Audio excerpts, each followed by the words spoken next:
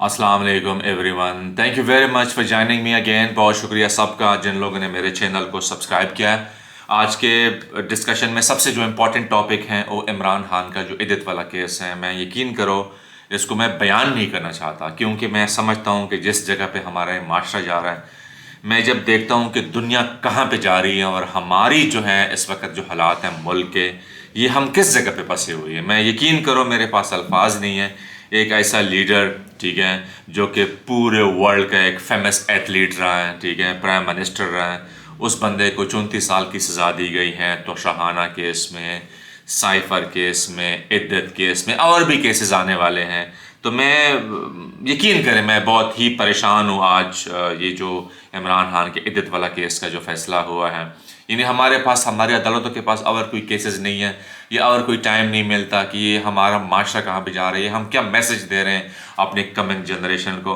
लेकिन एनीवे ये डिसीजन हुआ है, मेरे ख्याल में ये रिवर्ट ही होगा बहुत जल्दी, क्योंकि इसके ऊपर जो हमारे उलमाए कराम हैं या और वर्ल्ड वाइड जो जिस तरीके से इनको रिस्पॉन्ड किया गया है, ये बहुत पॉजिटिव नोट के ऊपर कि बहुत ज़्यादती हैं, ये चीज़ें नहीं होनी चाहिए मुल्क में। इवन जो मुखालिफिन हैं पाकिस्तान तहरीक इंसाफ के, उन लोगों ने भी जो है इस चीज़ को बहुत ही कंडेम किया हुआ है। पूरे वर्ल्ड में जो है, जिस तरह मेहदी हसन है, बहुत बड़ा एंकर हैं अल जज़ीरा का, इस तरह जिस तरह बीबीसी के कुछ एंकर्स हैं, CNN के हैं, तो बहुत ज़्यादा लोगों ने इस चीज़ को जो है कंडेम किया हुआ है कि ये पाकिस्तान में क्या हो रहा है, और इस तरह जो है चीज़ें जो है ना कितनी गलत तरीके से, गलत सिमत में जा रही है। एनीवे परेशान होने की इसमें ज़रूरत मेरे हाल में नहीं है ज़्यादा। फोकस होना चाहिए 8 फरवरी 2024 जो कि इलेक्शन होना है। मैं काफ़ी इसके ऊपर डिस्कशन करता हूँ कि हमारे पास एक ही राइट है, वो राइट है कि आपने 8 तारीख को सुबह जाके आपने इलेक्शन में पार्टिसिपेट करना है। बस ये आपने काम करना है और कुछ नहीं है, और आप कुछ नहीं कर सकते। ना आप कोई जलसा करें, ना किसी जगह पे जाएं। आप जिस पार्टी से भी आपका बिलोंग है, जो भी आप जिस पार्टी को आपने वोट कास्ट करना है, सिर्फ आपके पास ये राइट है कि आप सुबह जाएं 8 तारीख को और अपना जो है ना इसमें पार्टिसिपेशन करें विद फैमिली, कोई रह न जाए। ठीक है, तो ये जो है सबसे बड़ा मैसेज है, और मैं चाहता हूँ कि ये हर बंदा जो है ये प्लीज़ इसमें पार्टिसिपेशन करें। इसके अलावा जो है मैंने एक डिस्कशन की थी कि धांधली जो है ना हर स्टेशन के ऊपर नहीं हो सकती। धांधली सिलेक्टेड सीट्स के ऊपर होती है। धांधली अगर हर जगह पे होती तो ये तो फिर मतलब इलेक्शन होना ही नहीं था। ये जो धांधली होती है ये बेसिकली कुछ ही स्टेशंस के ऊपर होती है, और प्रिजाइडिंग अफीसर ही धांधली ज़्यादा करता है। आर के पास, रिटर्निंग अफीसर के पास जो है ना इसमें कोई चांस नहीं है धांधली करने का।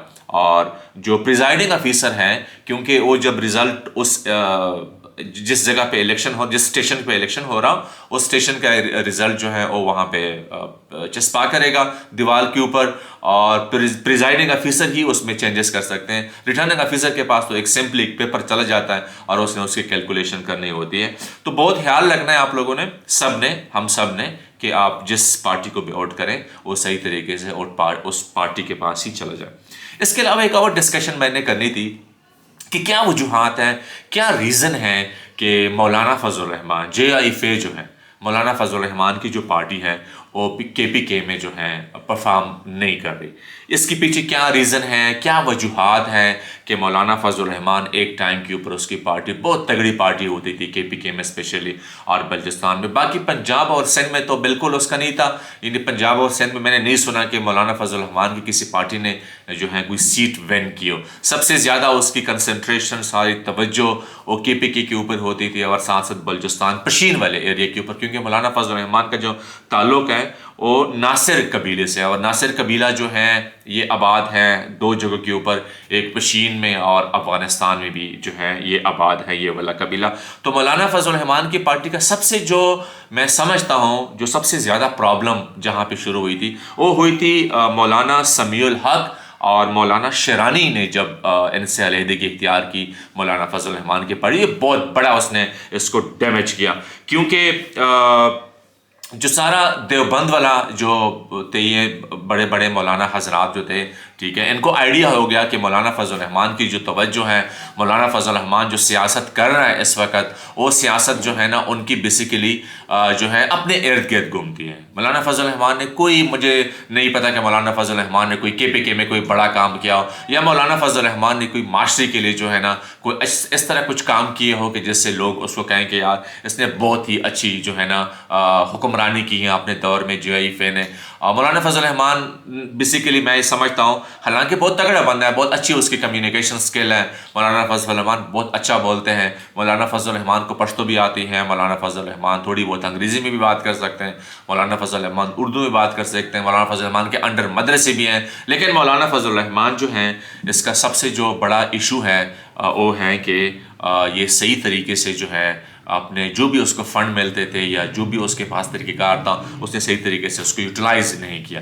तो यही जो है रीज़न है जिसकी वजह से KPK में भी और बलूचिस्तान में भी इस वक्त GIFA जो है इस वक्त इतनी डाउन है कि मुझे नहीं अंदाज़ा कि GIFA जो है कोई 2-3 सीट पे जो है विन करेगा। उसका दूसरा एक और पर्सपेक्टिव मैं बयान करना चाहता हूँ आप लोगों को GIFA के डाउन होने का। जब से आसिफ अली जरदारी और नवाज शरीफ के साथ इनकी मौलाना फजल रहमान की आपस में जो है कोलैबोरेशन हुई है, ये बहुत बड़ा डैमेज हुआ है, क्योंकि लोगों को पता है इस चीज़ के बारे में। देखो, मौलाना फजल रहमान जो है जरदारी साहब का राइट हैंड है। जरदारी साहब जिस वक्त मुश्किल में होते हैं, मौलाना साहब धरना कर लेते हैं। नवाज शरीफ जिस वक्त मुश्किल में होते हैं, मौलाना साहब धरना कर लेते हैं। मुझे नहीं पता कि मौलाना साहब को क्या मिलता है उस धरने के पीछे, लेकिन ये जो तरीक़ेकार हैं ये सब दुनिया को पता है। आप लोगों को पता है कि इस वक्त सोशल मीडिया का दौर है, कोई चीज़ चुपती नहीं है। तो मौलाना फजल रहमान को इन्होंने भी बहुत बड़ा डैमेज किया है इसकी पार्टी को, स्पेशली क्योंकि मौलाना फजल रहमान इनके साथ ही हमेशा, इन दो बंदों के साथ, इन दो पार्टीज़ की बात ही हमेशा मानते हैं। मौलाना फजल रहमान ने, मुझे लगता है कि अपनी जो पार्टी है GIFA, उसका जो अपना प्लान है वो छोड़ दिया और इन लोगों के प्लान के ऊपर इसने अमल करना शुरू कर दिया है। तो ये बहुत बड़ा डैमेज है GIFA के लिए। तो ये इसके लिए काम कर सकते हैं। बहुत सी नौजवान लोग भी इससे मतलब रिलेटेड हैं GIFA से मुतालिक, और मुझे काफ़ी लोग बोलते भी हैं कि आप मौलाना साहब के पीछे बहुत बातें करते हैं। मैं कोई गलत बात नहीं करता। देखो, मौलाना फजल रहमान कोई बुरे इंसान नहीं है, समझ गए ना, कोई मौलाना फजल रहमान बुरा इंसान नहीं है। लेकिन मौलाना फजल रहमान की जो पॉलिसीज़ हैं, जिस तरीके से चल रहा है, जिस तरीके से अपने पार्टी को डैमेज कर रहा है, मौलाना फजल रहमान ने कितने धरने किए हैं। आप लोग सिर्फ ये, मैं GIFA के लोगों से ये रिक्वेस्ट करता हूँ कि आप लोग ये काम करें, आप लोग कुछ ना करें। आप लोग लास्ट 10 ईयर के, 10 साल के मौलाना फजल रहमान के धरने की रीज़न बताएं कि मौलाना फजल रहमान किस वजह के ऊपर धरना दे रहा था, क्या क्या प्रॉब्लम थे, कौन उसको बोल रहा था कि आप धरने के लिए आए। तो ये आप थोड़ा सा प्लीज़ एनालाइज कर लीजिएगा। बाकी मौलाना फजल रहमान ने कोई कंट्रीब्यूशन मेरे हाल में हमारे एरिया में तो कुछ नहीं है, ना KPK में कोई इसका कोई बड़ा प्रोजेक्ट है, हालांकि काफ़ी दफ़ा इसने हुकूमत की है। तो यही रीज़न है कि मौलाना फजल रहमान की GIFA जो है इस वक्त इंतहाई डाउन है। मुझे नहीं लगता कि KPK में ये कोई एक सीट पे विन करेगा। न सूबाई विन कर सकता है, न कौमी का विन कर सकता है। तो ये सोचना चाहिए GIFA के जो लोग हैं, जो सपोर्ट करते हैं, कि क्या वजूहात हैं कि लोग हमें जो है इस चीज़ में सपोर्ट नहीं करें। और साथ साथ ये सूरत हाल बलूचिस्तान की भी है। सो बहुत बहुत शुक्रिया again, thank you very much आप लोगों की मोहब्बतों का, आप लोगों की जो मुझे सपोर्ट कर रहे हैं। तो प्लीज़ इसको, जो मेरे चैनल को आप लोग सब्सक्राइब कर लें और इसको प्लीज़ शेयर भी कीजिएगा। Thank you very much. अल्लाह हाफ़िज़।